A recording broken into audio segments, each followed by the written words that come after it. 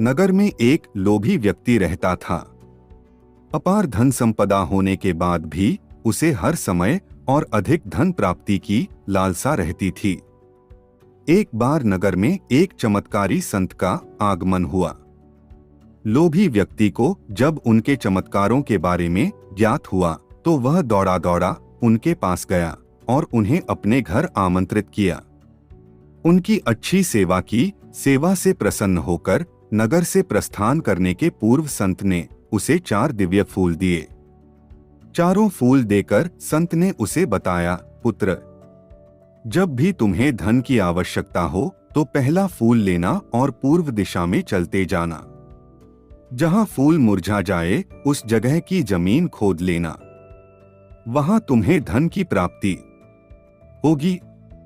उसके उपरांत पुनः तुम्हें धन की आवश्यकता हुई तो दूसरा फूल लेना, जिसे लेकर पश्चिम दिशा में तब तक चलते जाना जब तक वह मुरझा ना जाए।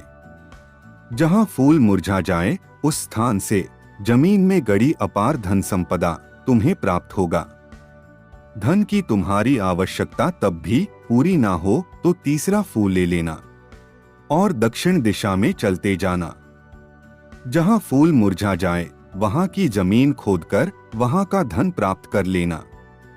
अंत में तुम्हारे पास एक फूल और एक दिशा शेष रहेगी, किंतु तुम्हें न उस कहीं ले जाना है न ही उस दिशा में जाना है। इतना कहकर संत लोभी व्यक्ति के घर और उस नगर से प्रस्थान कर गए। संत के जाते ही लोभी व्यक्ति ने पहला फूल लिया और धन की तलाश में पूर्व दिशा की ओर चल पड़ा। एक जंगल में फूल मुरझा गया।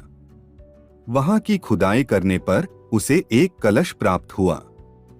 वह कलश सोने के आभूषणों से भरा हुआ था। लोभी व्यक्ति ने सोचा कि पहले दूसरी दिशाओं का धन प्राप्त कर लेता हूं, फिर यहाँ का धन ले जाऊंगा। वह कलश वहीं झाड़ियों में छुपाकर उसने दूसरा फूल लिया और पश्चिम दिशा की ओर चल पड़ा। एक सुनसान स्थान में दूसरा फूल मुरझा गया। लोभी व्यक्ति ने वहां की जमीन खोदी। उसे वहां एक बक्सा मिला जो सोने से भरा हुआ था। लोभी व्यक्ति ने वह बक्सा गड्ढे में बाद में ले जाने के लिए छोड़ दिया।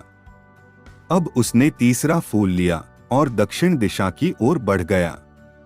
वह फूल एक पेड़ के नीचे मुरझा गया। वहां जमीन के नीचे से लोभी व्यक्ति को एक घड़ा मिला जिसमें हीरे मोती भरे हुए थे। इतना धन प्राप्त कर लोभी व्यक्ति प्रसन्न तो बहुत हुआ, किंतु उसका लोभ और बढ़ गया। वह अंतिम फूल लेकर उत्तर दिशा में जाने का विचार करने लगा, जिसके लिए उसे संत ने मना किया था।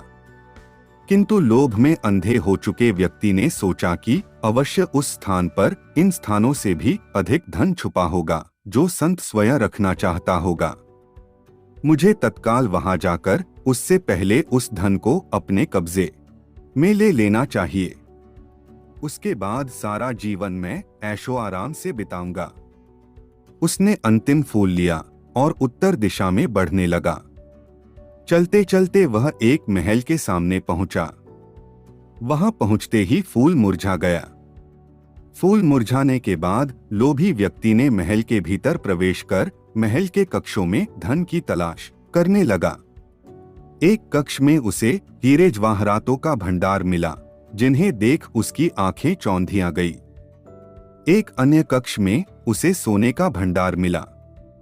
अपार धन देख उसका लालच और बढ़ने लगा। कुछ आगे जाने पर उसे चक्की चलने की आवाज सुनाई पड़ी। वह एक कक्ष से आ रही थी। आश्चर्यचकित होकर उसने उस कक्ष का द्वार खोल दिया। वहां उसे एक वृद्ध व्यक्ति चक्की पीसता हुआ दिखाई पड़ा।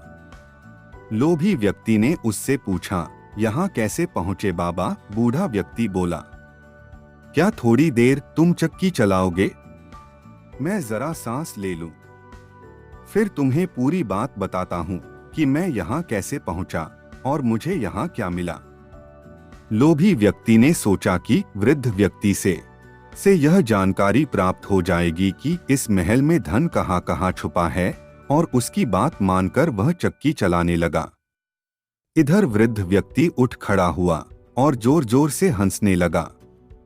उसे हंसता देख लोभी व्यक्ति ने पूछा, ऐसे क्यों हंस रहे हो? यह कहकर वह चक्की बंद करने लगा।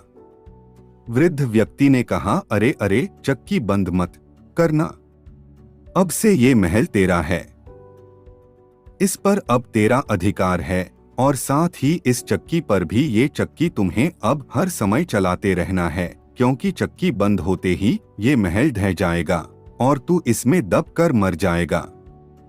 गहरी सांस लेकर वृद्ध व्यक्ति आगे बोला, संत की बात न मानकर मैं भी लोभवश आखिरी फूल लेकर इस महल में पहुंच गया था। तब से यहाँ चक्की चला रहा हूँ। मेरी पूरी जवानी चक्की चलाते चलाते निकल गई। इतना कहकर वृद्ध व्यक्ति वहां से जाने लगा। लोभी व्यक्ति ने कहा, जाते जाते ये बताते जाओ कि इस चक्की से छुटकारा कैसे मिलेगा। जब तक मेरे और तुम्हारे जैसा कोई व्यक्ति लोभ में अंधा होकर यहाँ नहीं आएगा, तुम्हें इस चक्की से छुटकारा नहीं मिलेगा। इतना कहकर वृद्ध व्यक्ति चला गया। लोभी व्यक्ति चक्की पीसता और खुद को कोसता रह गया। सीख, लालच बुरी बला है।